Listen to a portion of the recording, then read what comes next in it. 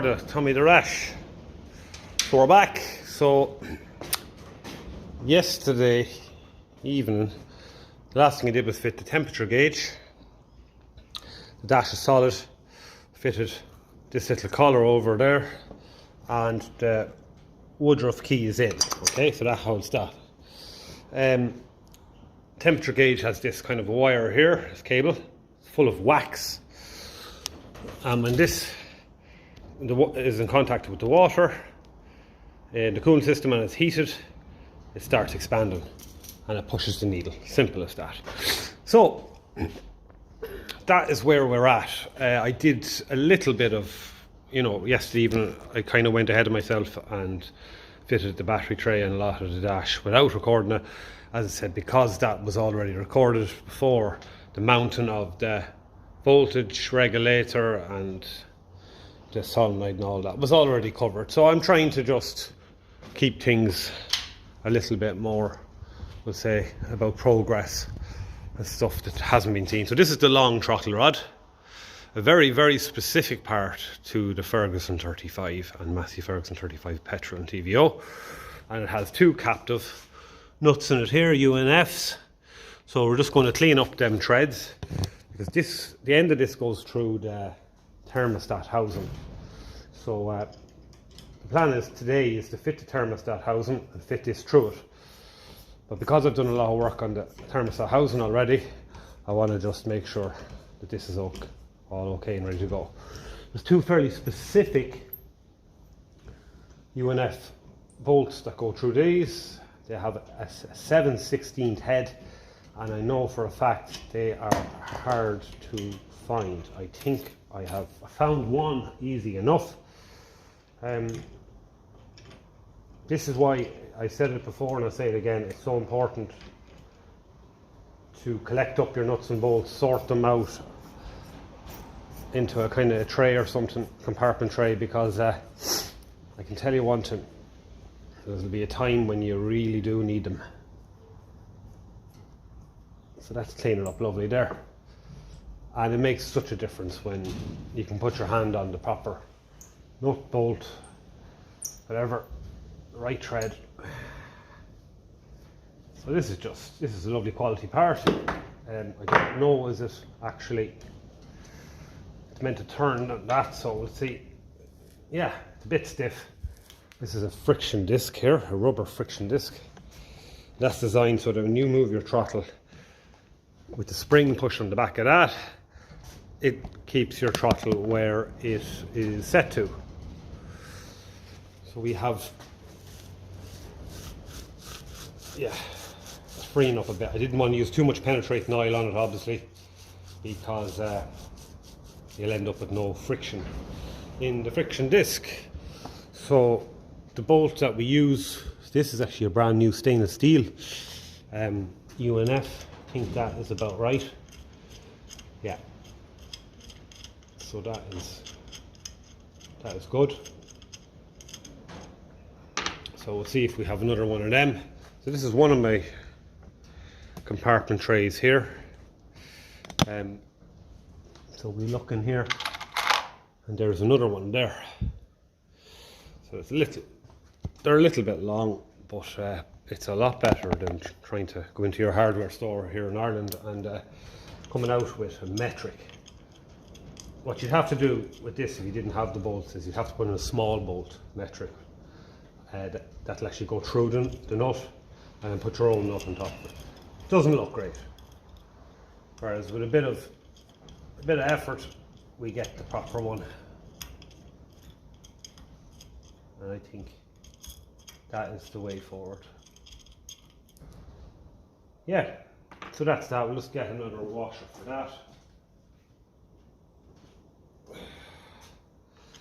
Lovely, so that's ready to go. I've cleaned the other end of it there as well. That goes through the throttle. That goes through the thermostat housing. So two things on the desk, on the workbench you see regularly, a set of caps and dies, and our thing of nuts and bolts. So where are we going? So next job is just going to make sure that this goes through the thermostat housing. Might have to do a bit more cleaning and all of that, so let's get a look and see how this fits.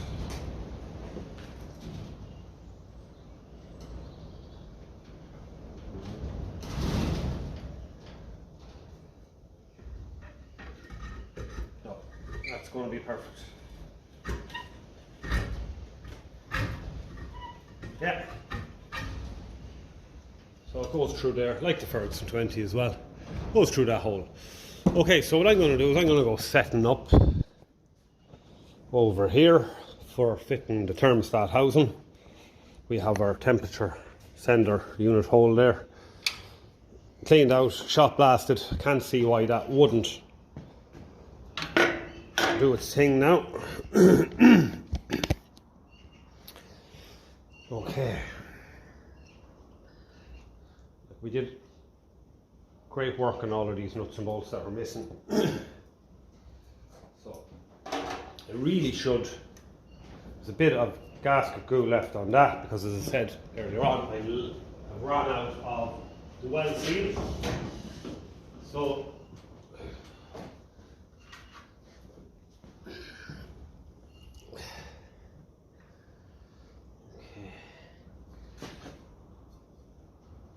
there is actually, that's actually a gasket. The gasket's left on that. So what we'll do is we'll smear a bit of the Durco onto our gasket surface here. I do have to get some more well seal. Well, as I said before, the place I used to get it in Galway in the local town closed down very quickly. I only heard it was closed after it was closed. If I'd known it was closing, I'd have went in and stocked up. And it's not easy to get. So that's okay. We don't need to put the thermostat in there. It goes in the other housing here. Goes to the front of this.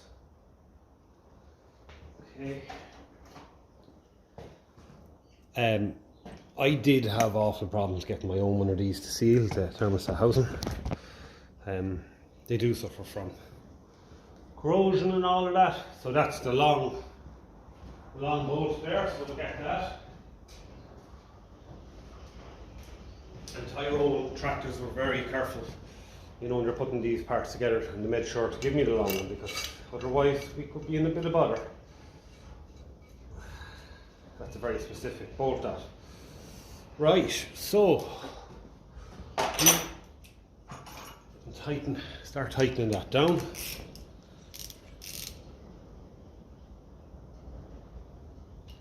Lovely, and the other one then is just a little bit slower in the fact that you have to tighten with an open-ended spanner, really. But someone pointed out in the comments that the fan was on the back way, so I checked my own gold belly and they were right, so thank you for that comment. Because if you put the one the wrong way, I'd say it would either it would push the air the wrong way or pull the air the wrong way. So that's, those kind of comments are appreciated.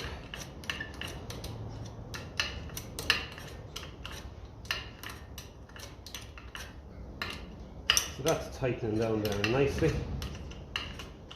But we did put the time and effort earlier on in the series into working with the nuts and bolts. So your ring end won't go on that, and that's okay. Alright, we've all of that cleaned there as well for radiator hoses. So maybe that's what we can do now as well, is fit the radiator hose pipe on that. And that's your bypass pipe there. I think this is too long, judging by the look of it. I think I have to cut my own one as well because it ends up putting too much of a kink in it. So we'll just see. If we have to cut it, we have to cut it.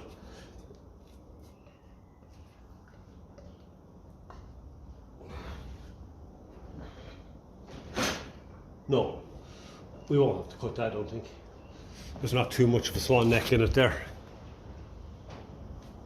So the camera is having a kind of an off day today when it comes to focusing.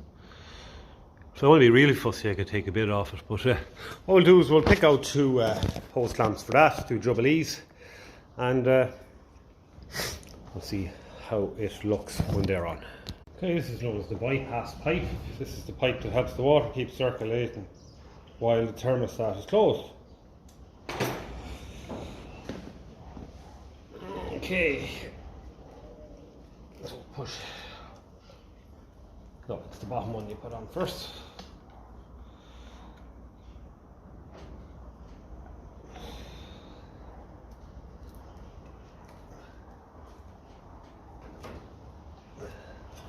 Get him right down. Our hose clamp has the stops it going down, it's a bit too tight. Lift that up. Yeah. Okay. And then onto the thermostat housing itself. Now, I'm going to take that off and tell you why. If I have to re-tighten this, I want to be able to get to the head of the hose clamp, and I've got to imagine the likes of your fuel tank coming out here. So if we angle that roughly about there, we'll be able to get to it from the top. There we go. Let's make sure that's not too kinked, and it is.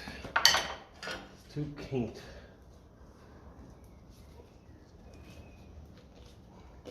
There we are. Just twisted. That's her. These are all the little things now that could make the difference between being able to sort a leak and not being able to sort a leak. So that screwdriver isn't great, we'll get a better one.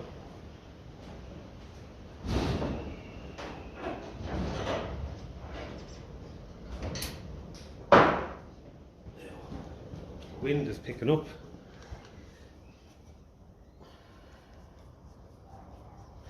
Let's get these snug. Okay, so that should be accessible. So it needs further tightening, and likewise here, this is facing the direction that we can get to at any time. These are flathead only, round heads. I always prefer that socket head if possible, but I don't have any that size, so that should do the trick there. Our temperature sender unit then will come up and meet him. It'll be too long, so we'll have to pull it back towards the battery tray, and this came off a petrol engine, so it didn't actually have a temperature gauge. So there was only a brass bung in it, which is actually great news, because a lot of the time these temperature sender units that can actually get rusted in place, and they are very hard to get out. A lot of drilling, a lot of messing.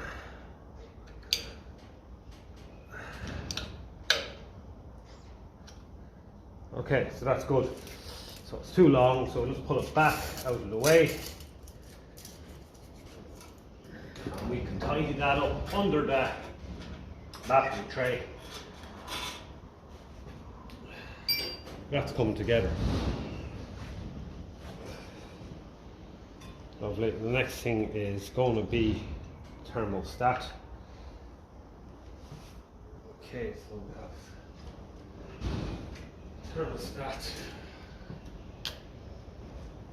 and with the gasket there.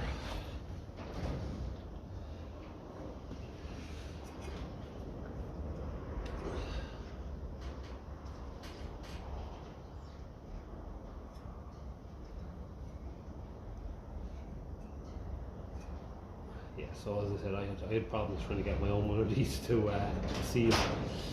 So we're just going to put a bit of the dirty gasket glue on it. in the hope that it will seal it.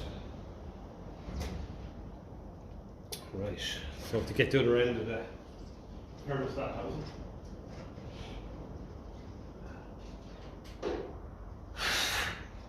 Right.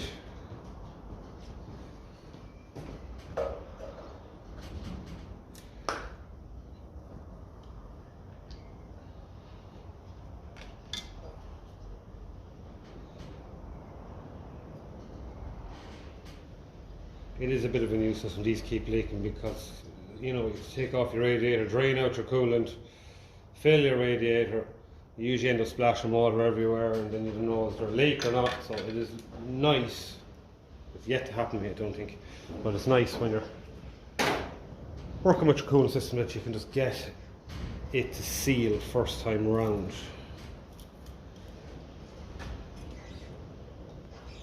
Okay, that's all good. Very good casting that, in fairness. It's not corroded or anything.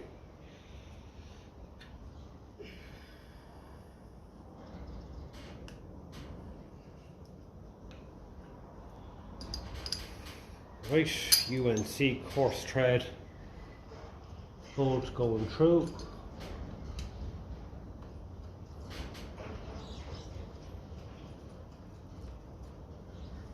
And another one here. Now it's starting to look attractive again. Get that nipped up. Such a rare little part to get these thermostat houses. Shop blaster did a nice job of just cleaning the back,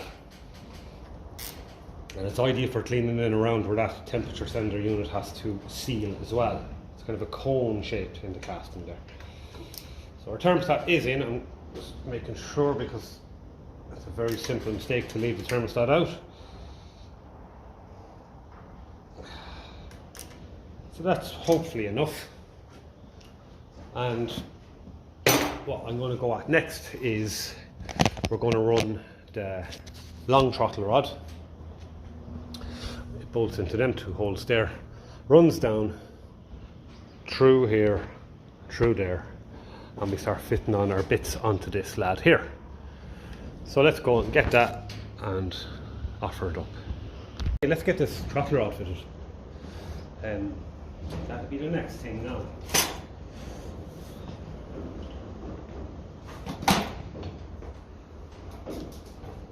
Okay.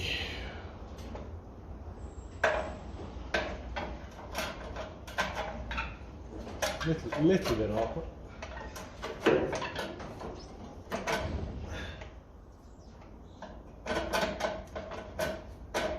has to go in at a bit of an angle first. There we go. Bring it back a bit, twist it. And because we have all our threads cleaned, it should just be a matter of running them in nice and easy.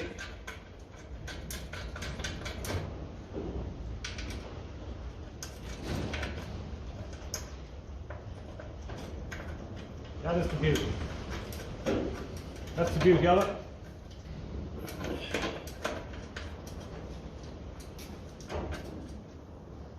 I left out my ratchet. It's in my pocket. Right. I think they're even smaller. They must be a 3/8. See if that's the case. That's why they're such a rare little boat.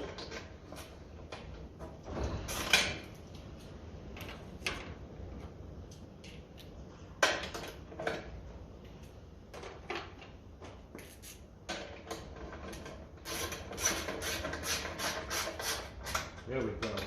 Stainless steel and all.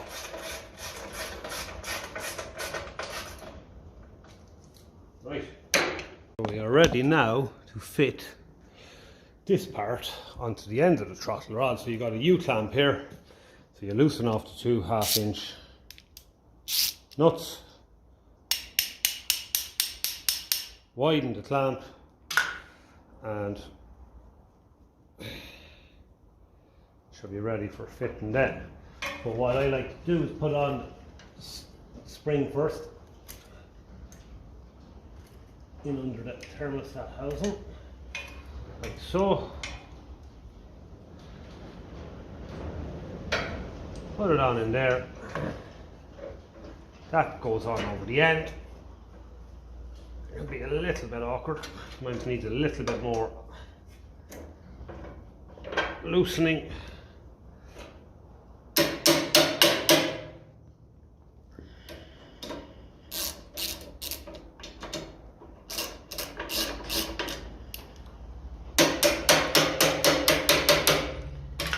There we go.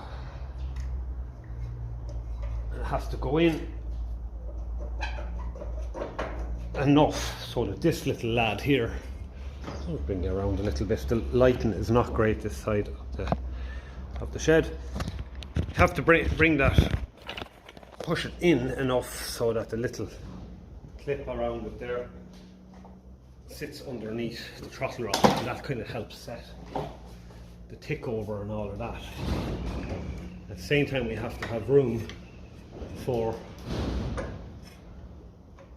the inside throttle rod to connect.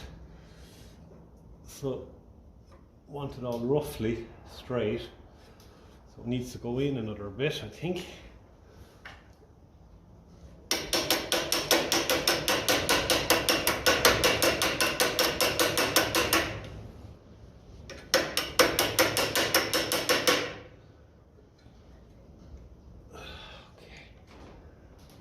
I think that is roughly about right there. It's hard to see exactly. We'll try and bring you a bit closer there if we can without knocking the whole show over.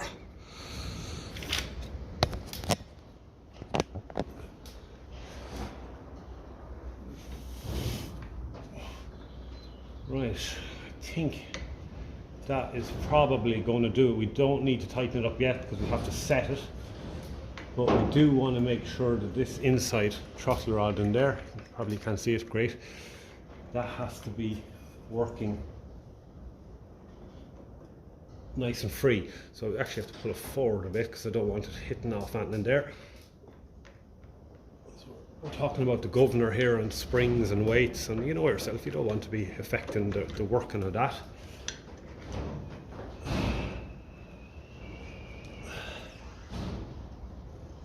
Okay, so that's on there. Our spring is on. Just want to make sure it's roughly straight across here. Yeah, that looks good to me.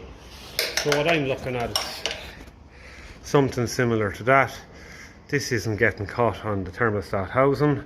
It's fairly straight across there. You can do a final straightening on that. It's fairly straight across here to the spring. So that is good. So now we have another little, I might have to get my torch and just come back. What we have to fit now is the cross bracket that joins the hand throttle to this long throttle rod in under the dash. So it's a little bit tight in there for space. It's in under there. Lighting's not great, so I'll go and do that. I'm looking for my torch, can't find it. When I find it, then I'll be able to show you how it went. So we'll do that. So what I'm after using there, as you can see, is copper wire, because the split pin is too awkward to get out, especially on the one on the inside. So I just put a bit around it and twisted it. I'll tidy it up a bit more, but at least now, for the first time ever, we have a throttle working. I'm trying to do this with one hand. Can't find anywhere to hold the little torch there in place. It'll just keep falling, I'd say, will it? Or will it? I just want to give you a look at this working.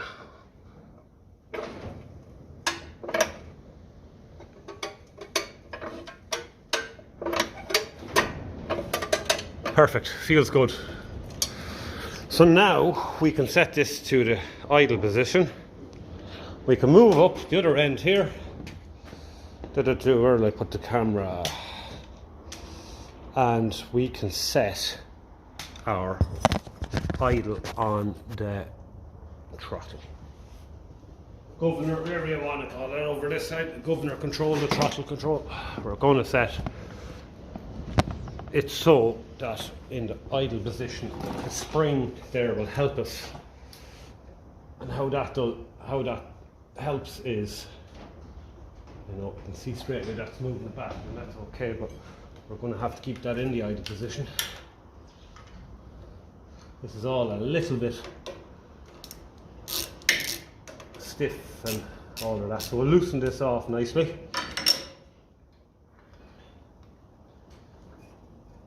So I think what it has to do, take off that there.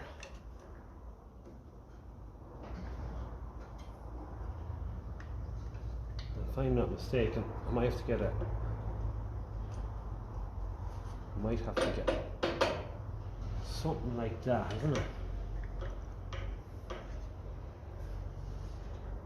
That just seems to me to be very extreme, and it's not lining up with our throttle rod here either.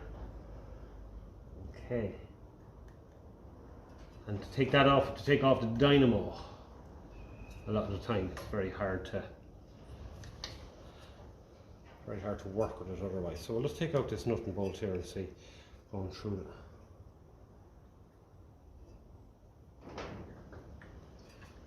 Right, give me a second now, we'll just get a look at this. I'll look up my own one if I have to as well.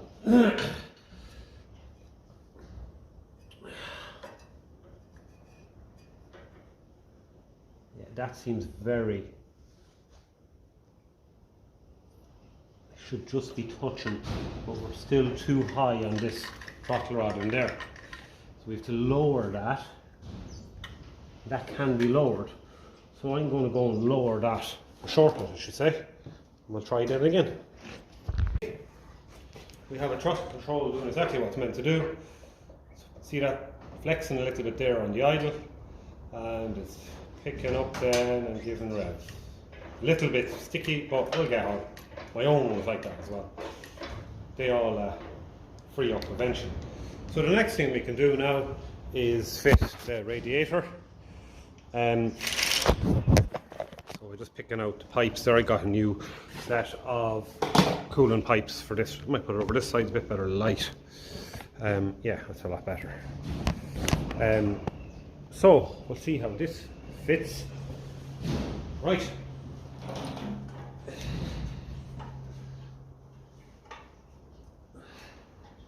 So one side is kind of captive, so we'll put that in first.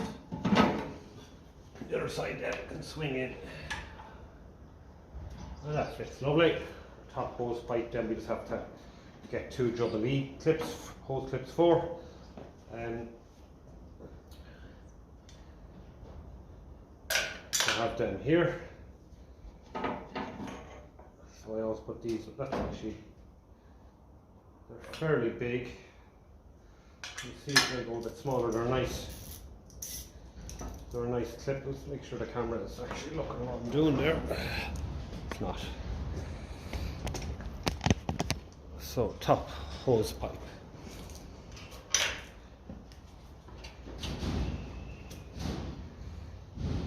Make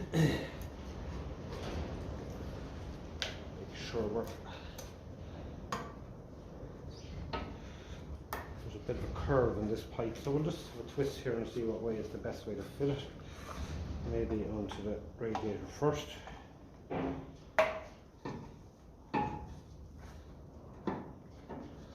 onto the thermostat housing. That looks a lot better.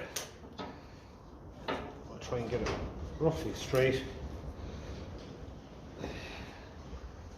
That looks good and straight to me. Spin this up.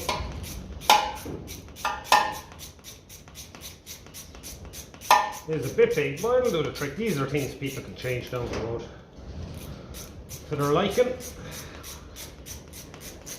The purpose of this work is just to get it up and around. And maybe I should have put the other rad clip on first, wouldn't that make sense?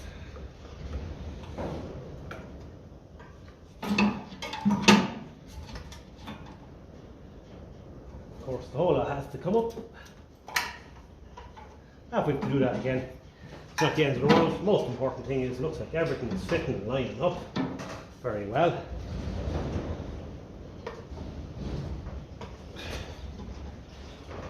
Just the angle of that is just a little bit awkward to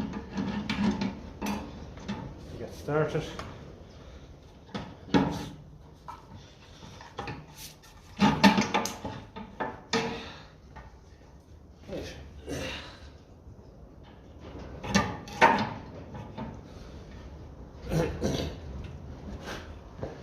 Yes, right, get some grip on it. Yeah. Might have to take off that pipe again and do it.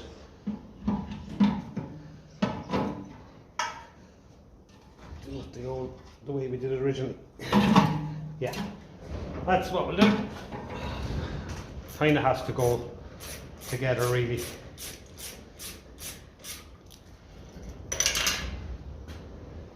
That'll come off easy enough. How about we fit the radiator on its bracket, on the front axle first. Just a little bit. Snug it up. So we can move it, but it stays in place. That I think would make the most sense. We are going to have to get a bigger washer for one side there. We can do that in a minute.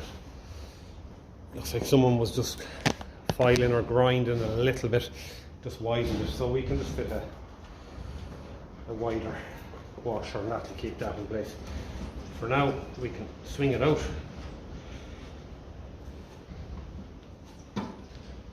Yeah, that'll do. Lovely. 1 and 2, and face them out the same direction. So we can get to them, forgive them and tighten up. Now, just look to have it nice and straight.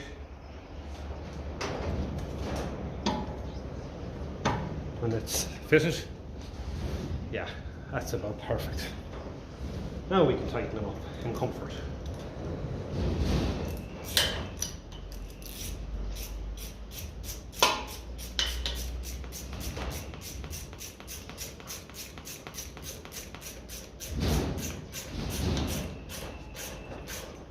Lovely. And the second one.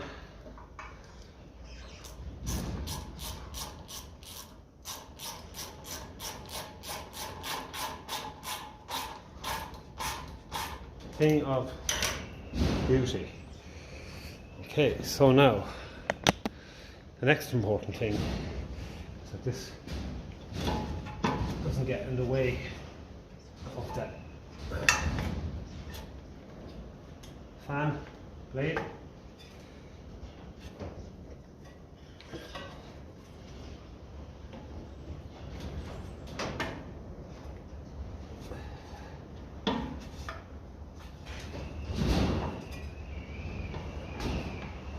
Yeah, that should all be good. Right, get 2 hose clamps for that.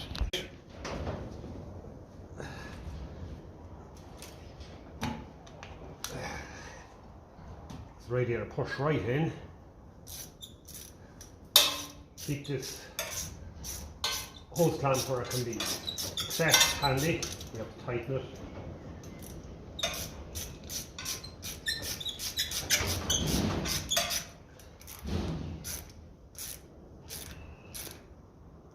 Right, and the one down here, make sure that's not too small. If it is, we replace it.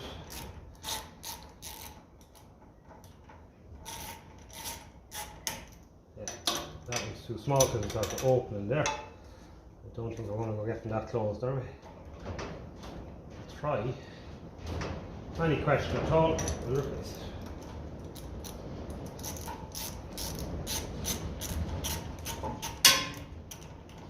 So, no big deal.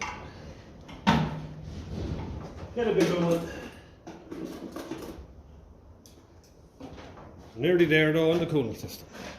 I filled up the rad water, and the old water pump is leaking there. You can just see it there, and if you follow it up you can see the kind of rusty water coming there down out of it. So we need a new water pump.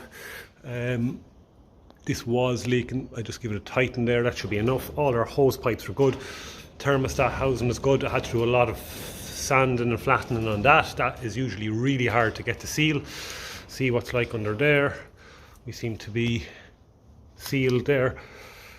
All of them are dry, So we are down to just the water pump. So the owner has a new one, so we'll ask him to send that on, get that fitted, and head gasket seems to be dry so far. Okay, we have a leak here at the back, and that's very common. So maybe I should have checked this before I fitted the battery tray, but to be honest, it slipped my mind. So that's leaking there, so we might have to do a job on him. Usually have to do a job on them anyway. They just rust out. So there's a small rust hole in the back of that. That's a weak point on them. So we'll have to take him off, flatten them.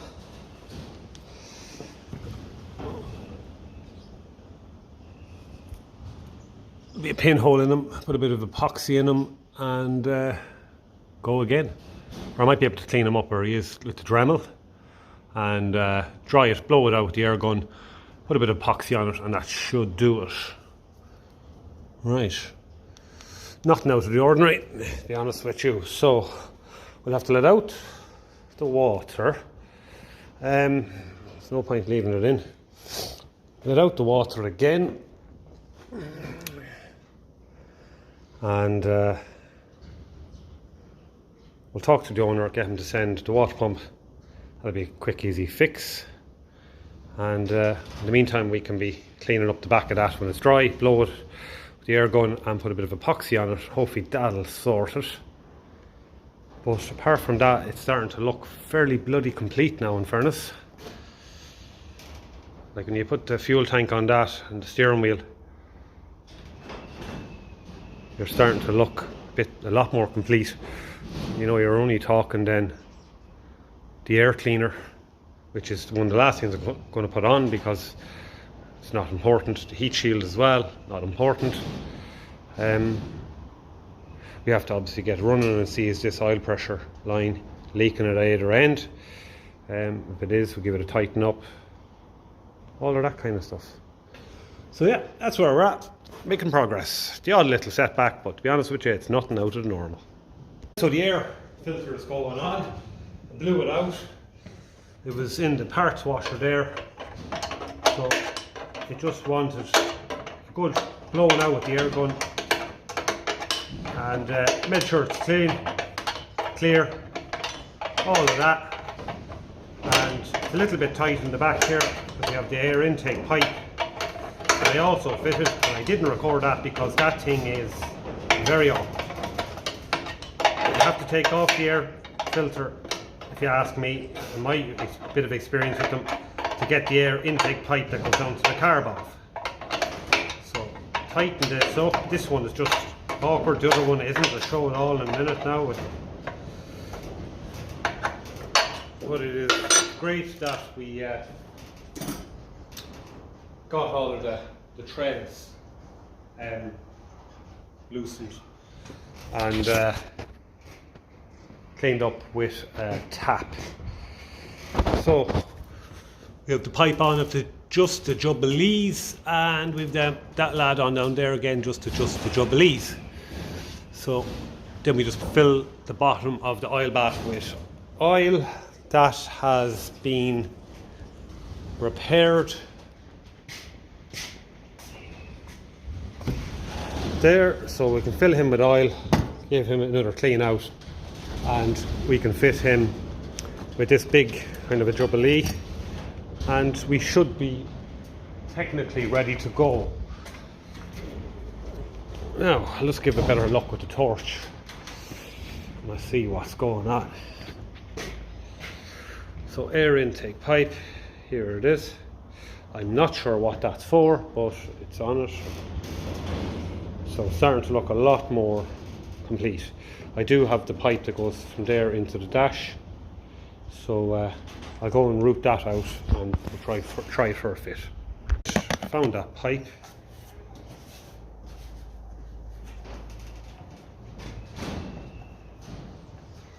So I think it goes in there.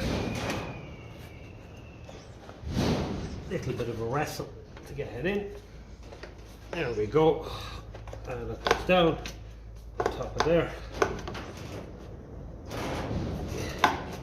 There we are. Okay. Make sure it's not getting in the way of the throttle. No, it's not. Lovely. So we're starting to look like an engine and a tractor again. So we do need our water pump. I've drained out the water, so we did try and chance that particular pump, but no, it's leaking right out through the seal. So yeah, we are starting to look like fairly complete. We thankfully don't think we have any other water leaks there, do we? They're usually buggers for going there. I had to do a good bit of flattening on it. This is still weeping a little bit, so all that's going to need is a tighten, and it's a pressure fit. It will hopefully seal with a bit of a tightening, so we won't tighten until we have to. Yeah, bit of water spillage here and there. That's all okay. All in all though, I think it's fair to say we're getting there. So I'm going to fill up the oil bath, and we're going to fit the oil bath to the bottom of that, and we're going to tighten up the jubilees, and we'll come back when that's done. Okay, so our oil bath is full of oil. The repair seems to be successful. Filling the little rust holes in it, I think. Yeah.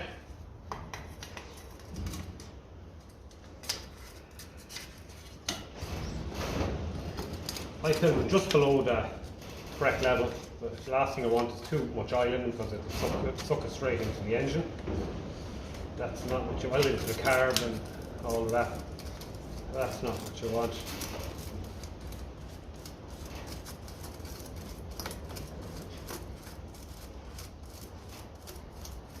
Make sure you don't let go of the oil bath until it's tightened, because I did that before and I ended up with a lap of oil. That is it. Now, one complete oil bath. Now our arc lead will be going up onto there. That's good. That's all good. We're making headway. Very good. Starting to look the way it needs to. We've got the tank on, and all is good. Fuel hitched up, checked for leaks, all dry. We've got our battery hitched up, turn on our key, we get our light, she's turning. The engine, so that is all A-OK. So water pump is the issue so far, and maybe just a little tighten on him, but we won't over tighten. We'll wait and see when we get the water pump fitted, get the water level up again, we'll do another little test. We'll also have to do a test on, as I said, when we get it running, to make sure that that oil pressure pipe is all sealed.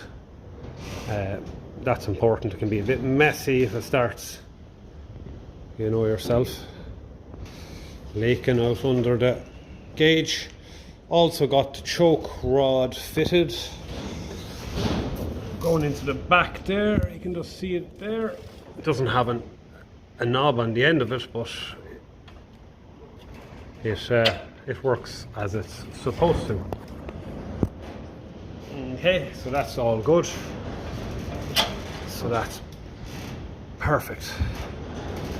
So everything is still a little bit of gunge, diesel and kerosene coming out of that. That's all right. We grand. The engine will make short work of burning that off.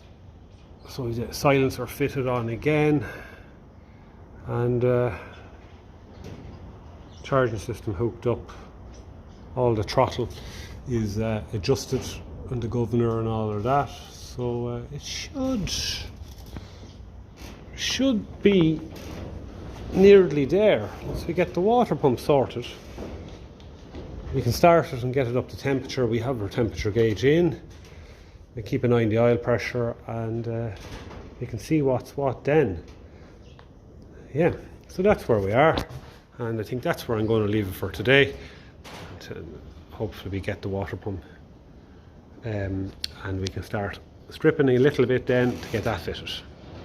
Actually just going to try for a quick start just to see about this oil pressure pipe coming to the gauge, make sure it's not leaking. We can use our choke now.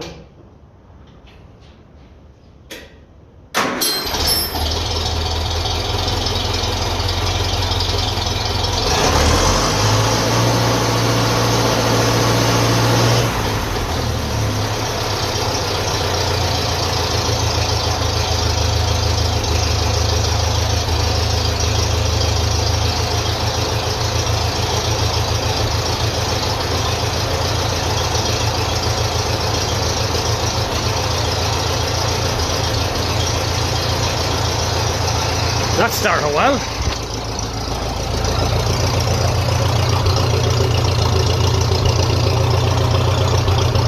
That's good.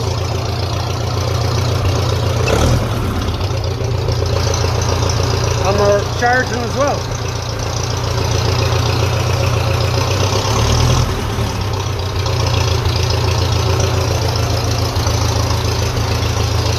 There's just a tick over now.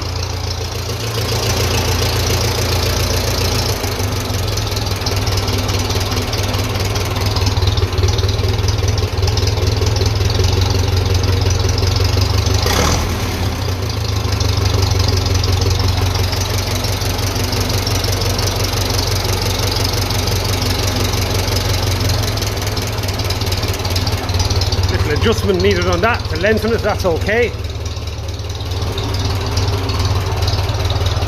Oil pressure gauge is still working.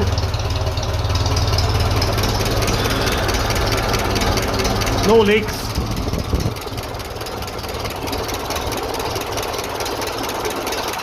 No leaks. So make sure it's not getting warm. No. Okay lads, we have a charging battery, we have an oil pressure gauge working. That is good. So what we want to do is adjust the tick over down a little bit.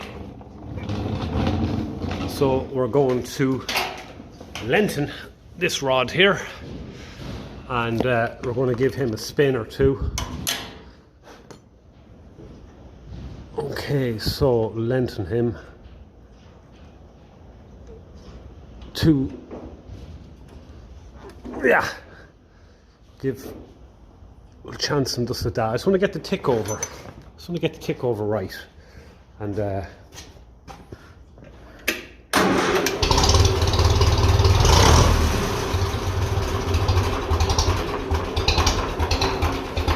that's too low. Okay, that's all right.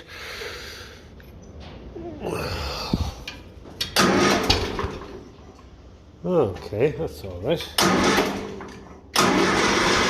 We could be out of petrol now, that's the only thing. I didn't even check what petrol's in it. Give it a bit more rev and see.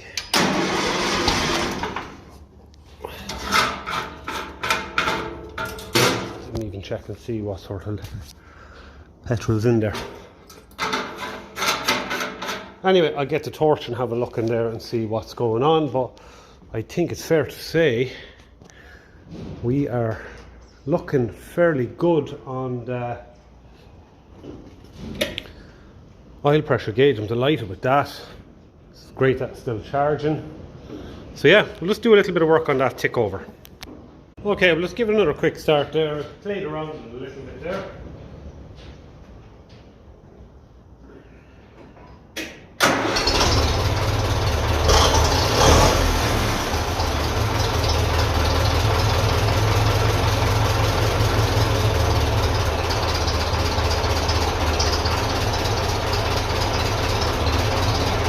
Okay, so that's roughly where we'll leave it for the idle for the moment. I think that's probably the best.